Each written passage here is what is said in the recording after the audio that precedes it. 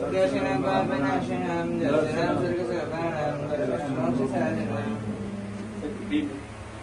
પ્રભાસન એક છે એ પ્રભાસન આપણે નીચેથી કંઈ પણ સપોર્ટ આપ્યા વગર પછી 4 ઇન્દુઓએ પોતાના ખભા પર ઉપાડેલું છે આખું પ્રભાસન એવી રીતે બનાવ્યું છે. એની રચના એવી રીતે અહીંયા એક જ પથ્થરમાં આ 22મી ભગવાન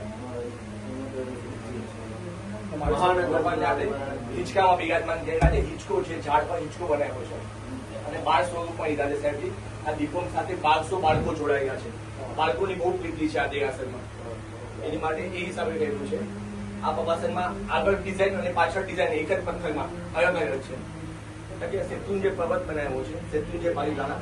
ત્યાંના હુબહુ જે દેરાસર છે, જેવા દેરાસર છે, જેવી સાઈઝના છે, તળેટીથી માંડીને તળેટી વચ્ચેની તળેટી મોટી, પછી નાની, પછી બાજુમાં સમવસ્ત્ર કીર્તિસ્તંભ. કીર્તિસ્તંભની 4 માળની રચના, એની જ્યાં ડિઝાઇન છે ત્યાં આગળ 800 ફોટા, 300 મૂવી વિડીયો, 4 આર્કિટેક્ટ દિવસ રાત 9 મહિના મહેનત કરી છે. આમ 3200 પગથિયા આવે અહીંથી જઈએ એટલે આખી નવટૂકની રચના. નવટૂકમાં જે દેરાસર જેવા ત્યાં છે, જેવા શિખર છે, એવી જ સેમ સાઈઝ. અહીંથી આગળ જઈએ તો નવટૂકના ભાગ પડે. અહીંયા આપણે હનુમાન ધારાથી મેપ આવે, આ મેપ છે. હનુમાન ધારાથી 2 ભાગ પડે. આ એટલે આખો નવટૂક આવી જાય. અહીંથી રામપોળ આવે. રામપોળના પિલર, એની કમાન, ઉપરના દેરાસર, ધજા same to same. 1 inch 1 centimetre 1 mm નો ફરક નહીં. રામપોળ, હાથીપોળ, વાગડપોળ. પછી વાગડપોળ જાય એટલે શાંતિનાથ દાદાનું દેરાસર આવે. શાંતિનાથ દાદાનું દેરાસર એટલે અહીંયા શાંતિનાથ ભગવાન.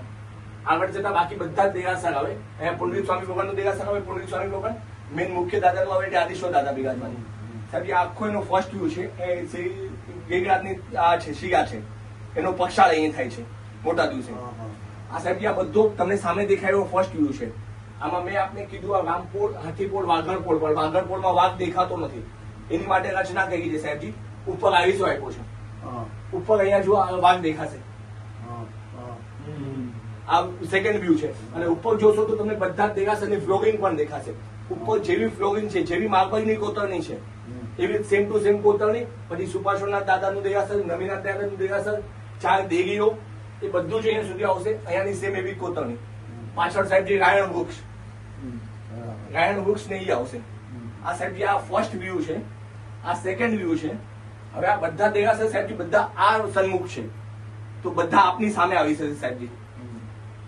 આ દાદાનું પ્રથમ દેરાસર છે, એ છોડી દેવાનું છે. આ સેકન્ડ દેખાય સાહેબ બીજું, એ પણ મૂકી દેવાનું છે. થોડા કામ આવશે એટલે ત્રીજું દેરાસર દેખાશે ત્યાં અંદર.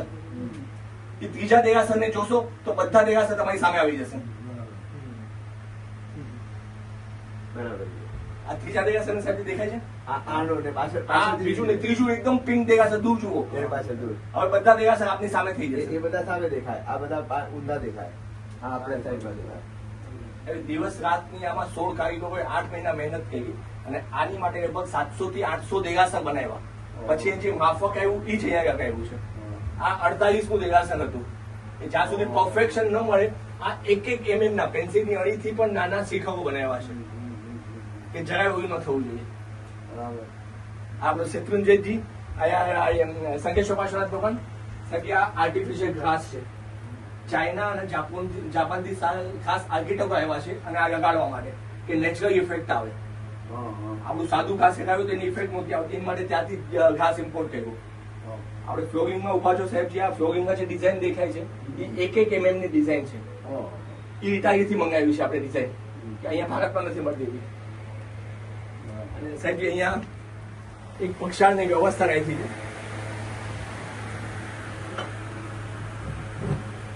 આપણે પક્ષાળ જે કરવાનું હોય છે 18 અભિષેક થી પક્ષાળ કરવાનું હોય છે. 18 અભિષેક ના નામ કયા સાહેબજી બહુ ઓછાને ખબર હોય છે. એની માટે અહીં નામ આપ્યું છે 18 અભિષેક ભાવધારા. અહીંયાથી કળશ લેવાનો સાહેબજી, કળશ અહીંયા મૂકવાનો. જેવો મૂકશો તે ભરાઈ જશે અને અહીંયા નામ આવી જશે સુવર્ણ સુગંધી ચૂર્ણ. એટલે જે બી ભાવિક આવે એને અહીંયા પક્ષાળ ભરાઈ જાય. કોઈ પણ નખ ન લાગે, કઈ પણ ના લાગે, એ લેવાનો પક્ષાળ કરવા વયું જવાનું. બીજો ભાવિક આવશે, બીજું કળશ લેશે, અહીંયા જેવું મૂકશે એવું એ કોમ્પ્યુટરમાં 18 અભિષેકમાં કોઈ પણ નામ આવી જશે એનું. આ મૂક્યું સર્વતીર્થ ઔષધિ, એટલે એને આજના ભાવ થશે તે આજે સર્વતીર્થ ઔષધિથી હું પક્ષાળ કરી રહ્યો છું. એવી રચના કરી છે. આમાં નખ પણ ન લાગે, ગાળે એવું પક્ષાળનું જળ આવે. અને બધું જ પક્ષાનું જળ સુકાઈ જાય એવી પૂર્ણ વ્યવસ્થા, પૂર્ણ સાફ સફાઈ થઈ જાય, કોઈ જાતની આશાસ્પદ ન થઈ જાય એની ધ્યાન રાખવાની. આ પહેલી, બીજી, ત્રીજી વ્યવસ્થા અને સાહેબની ચોથી અને પાંચમી, છેલ્લી વ્યવસ્થા સાહેબ આપણે સાથિયા કરવાના હોય છે તો એ અગ્ર પૂજામાં આવે. અગ્ર પૂજા અને પછી ભાવ પૂજા આપણે સાથે નથી કરવાની. હમણાં બધા બહેનો આપણે સાથિયા કરીએ પછી ચૈત્યવંદન કરવા સાથે જ બેસીએ. સાહેબ અહીંયા જગ્યાની અવ્યવસ્થાને કારણે અહીંયા સાથિયાની વ્યવસ્થા બનાવી, અહીંયા લખી નાખ્યું સાથિયા અહીંયા કરશો. અહીંયા કર્યા પછી આને ખાલી પુશ કરવાનું છે એટલે બધા ચોખાનું દ્રવ્ય અંદર વયું જાય, એ પડી જાય પછી તમે ચૈત્યવંદન કરવા બેસી શકો. બસ સાહેબ આ નાનકડું દેરાસર આવી રીતે બન્યું છે, નીચેનું કોરોના કાળમાં બન્યું. નાની જગ્યામાં આખો સત્રને આવી ગયો. જી સાહેબજી, દેવગુરુની કૃપા.